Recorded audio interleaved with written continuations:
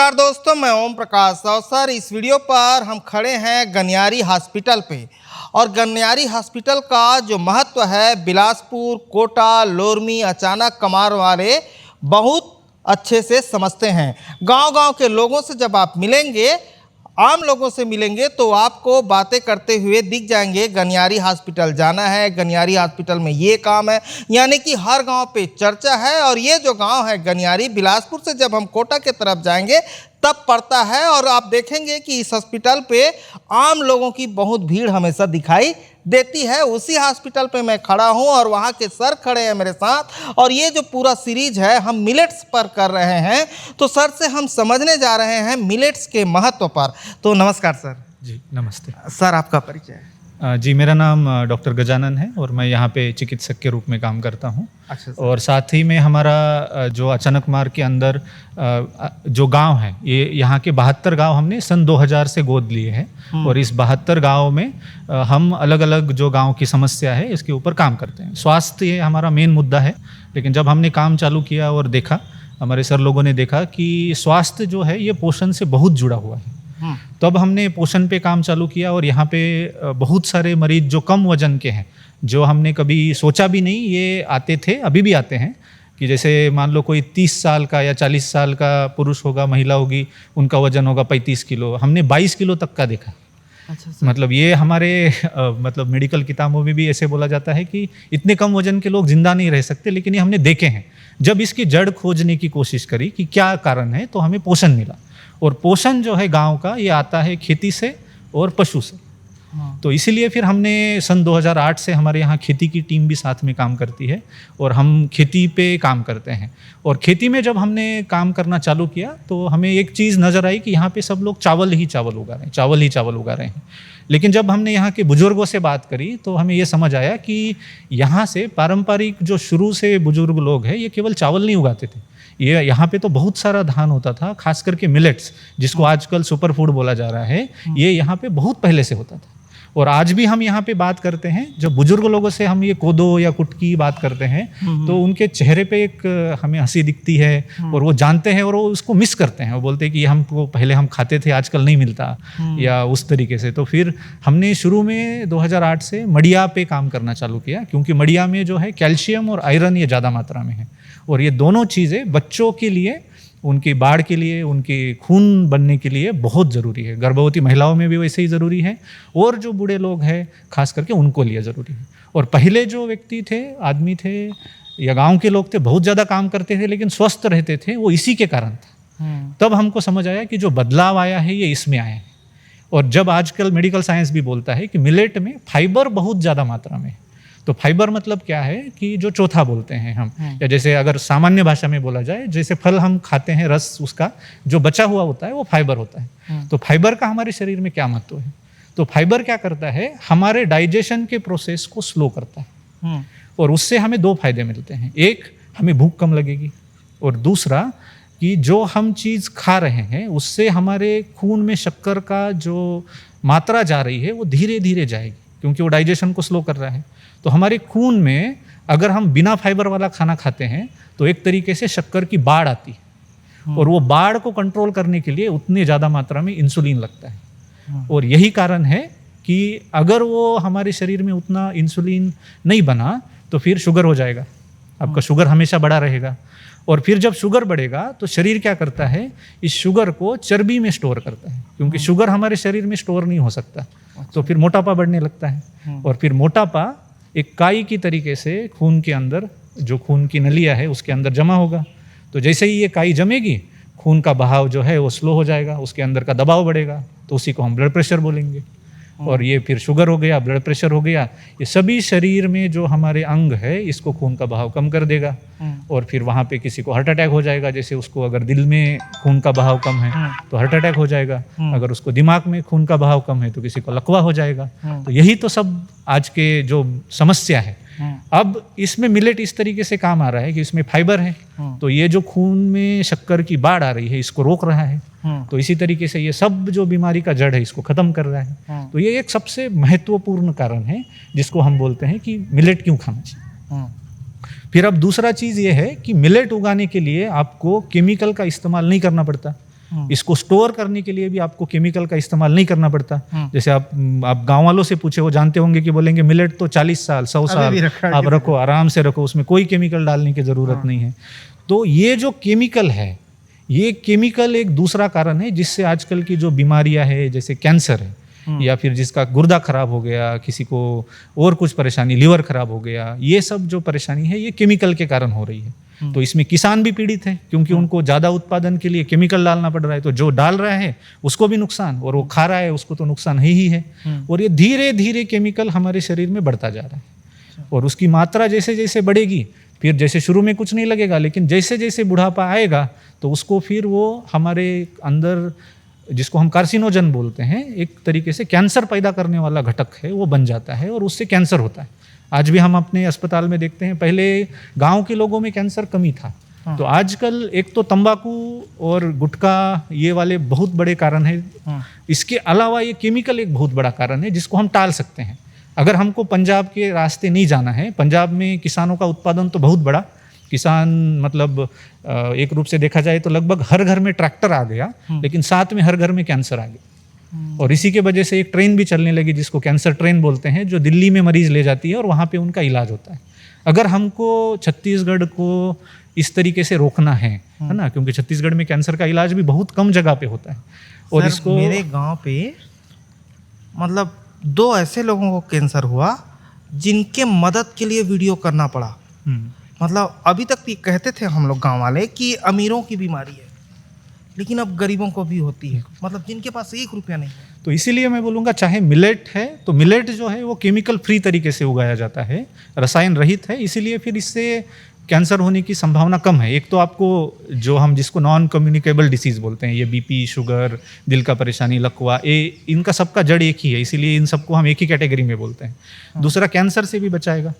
तीसरा, इसमें जो है, इसमें जो मिनरल्स है, जो खनिज है, ये ज़्यादा मात्रा में है। कुछ जैसे जिसको हम जैसे कैल्शियम बोलते हैं, ये मैग्नीशियम हो गया, ये चीज़ें ज़्यादा मात्रा में है जो शरीर को हम एक माइक्रोन्यूट्रिएंट्स के रूप में ये ज़रूरी होता है। तो ये भी है, इससे आपका एज भी कम होता है, मतलब जिसको एंटी एजिंग बोलते हैं, या एंटीऑक्सीडेंट्स भी होते हैं मिलेट में। तो ये जो चीज़ें हैं ये आपको बाकी खाने में नहीं मिलेगा। खासकर आप पॉलिश वाला चावल खाएंगे, उसमें तो जो कुछ है वो भी पॉलिश में सब निकल गया, तो फिर तो और ख़तरनाक हो गया।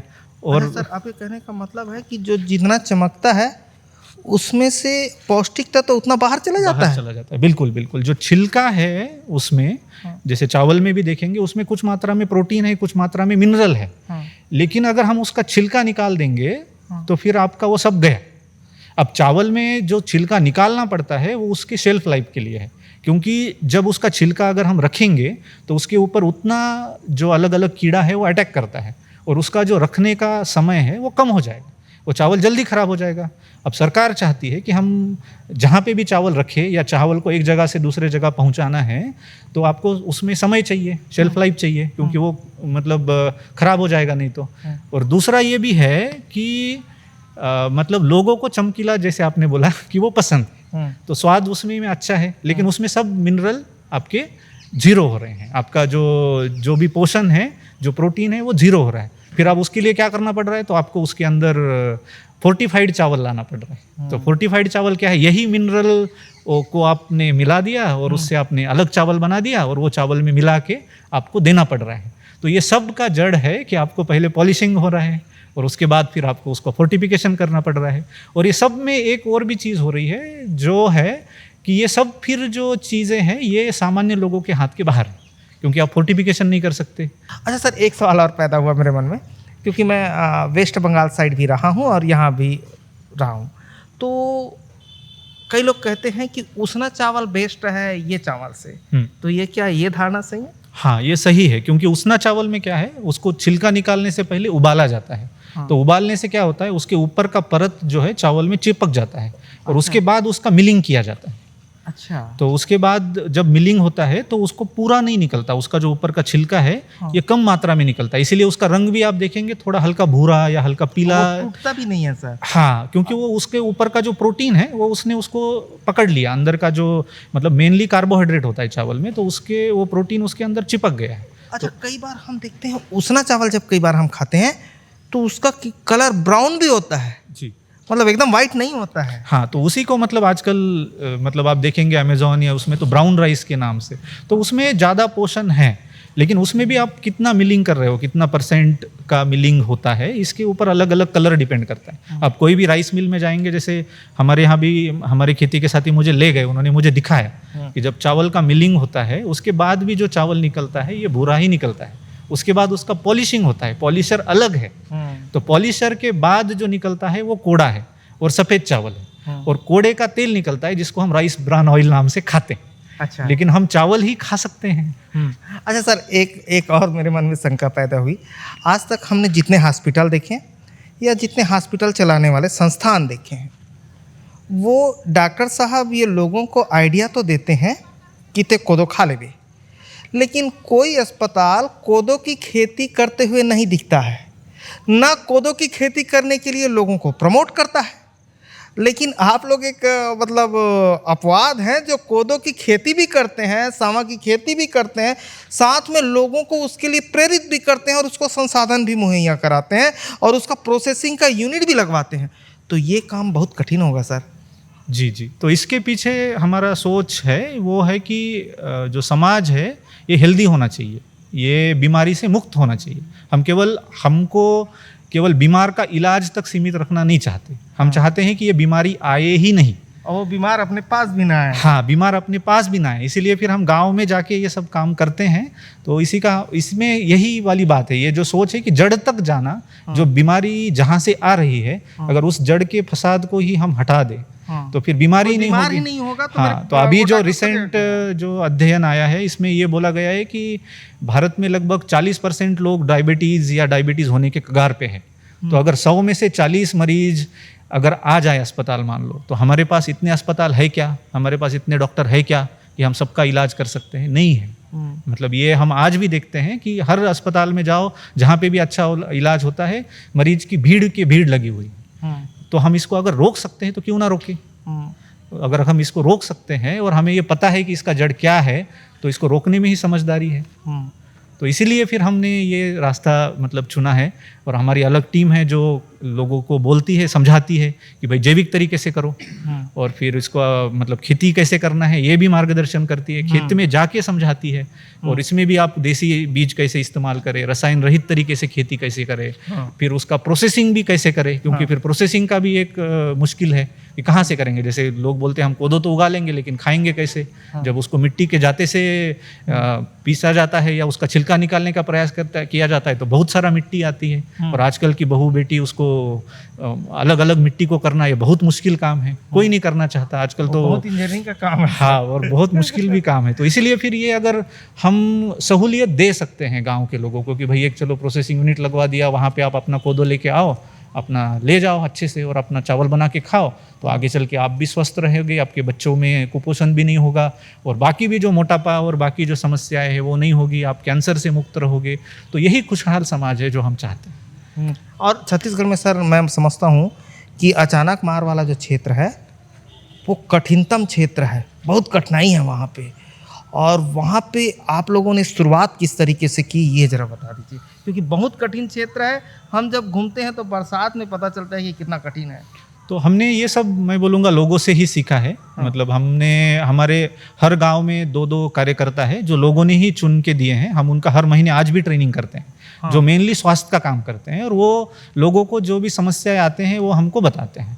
फिर हम उसको मतलब पढ़ते हैं कि क्या हो सकता है, गांव से भी सलाह करते हैं कि क्या होना चाहिए और इसको हम किस तरीके से गांव तक ले आ सकते हैं। तो यही हमारा मतलब ये है कि हमारा जो सीखने का रास्ता है, इसी चीज़ से हमने अलग अलग जो चीज़ें शुरू की कि गांव में जैसे आजकल हमारे बीपी के मरीजों को भी गांव में उसके गांव के पास या बिल्कुल गांव में इलाज मिल जाता है। चाहे बच्चे हैं उनको पोषण के लिए वहाँ पे फुलवारी है। हम अलग अलग तकनीक पे भी हमारा एक विभाग है जिसको हम एप्रोप्रिएट टेक्नोलॉजी बोलते हैं। तो वो अलग अलग विभाग मतलब अलग अलग तकनीक पे काम करता है, जिसमें जैसे मान लो गांव में पानी कैसे साफ किया जा सकता है तो उसके लिए हम कम कीमत में कैसे किया जाए, या जहाँ पे लाइट नहीं है वहाँ पे कैसे किया जाए, तो ये हमने टेक्निक्स बनाई हैं। फिर हमने ये निमोनिया अगर गांव में बच्चे को है तो वो कैसे पहचाना जाए, उसका टेक्निक बनाया हुआ है कि सिकल सेल डिसीज़ है उसको कैसे पहचान की जाए। तो जो चीज़ें पहले गांव में संभव नहीं थी, बिल्कुल जो बड़े जगह पे ही संभव थी, वो गांव तक कैसे लाया जाए, इसके लिए हमारा एक अलग टीम है। फिर जैसे खेती का टीम है जो गांव में पोषण कैसे बढ़े या इस तरीके से खेती हुए जिससे पोषण विविधता बढ़े, जैविक तरीके से लोग खेती करें ताकि वही फिर खाएंगे। नहीं तो फिर खरीद के अगर आजकल कोई भी व्यक्ति अगर जैविक अनाज खाना चाहे तो वो उसके बस के बाहर है। जैसे कोदो ही अगर कोई खरीद के खाना चाहे तो 120 रुपया किलो, 150 रुपया किलो कौन खा सकता है। लेकिन भाई अपने खेती में उगा सकते हैं और फिर अपने आसपास में जाके मिलिंग करवा सकते हैं, फिर खा सकते हैं, तो उसमें उतना उनको नहीं पड़ेगा। तो ये वाली सोच है। फिर जैसे जानवर से भी पोषण आता है और जानवर तो यहाँ के लोगों के लिए बैंक है कि कोई भी चीज़ जैसे अस्पताल जाना है ये हमको गांव वालों नहीं बताया, ये हमारी कोई खोज नहीं है, गांव की ही समझ है, गांव की समझदारी है, बस इसको हमने थोड़ा सा सही सरल तरीके से उनके लिए कर दिया। तो हमारे फिर 6 लोगों की टीम है जो पशु स्वास्थ्य का काम करती है कि जहाँ पे अलग अलग तरीके के जो पशुओं में भी उन्नत चीज़ें हैं वो लोगों के पहुँच में जाए, इसका भी काम चलता है। तो इस तरीके से अलग अलग विषयों पे हम काम करते हैं।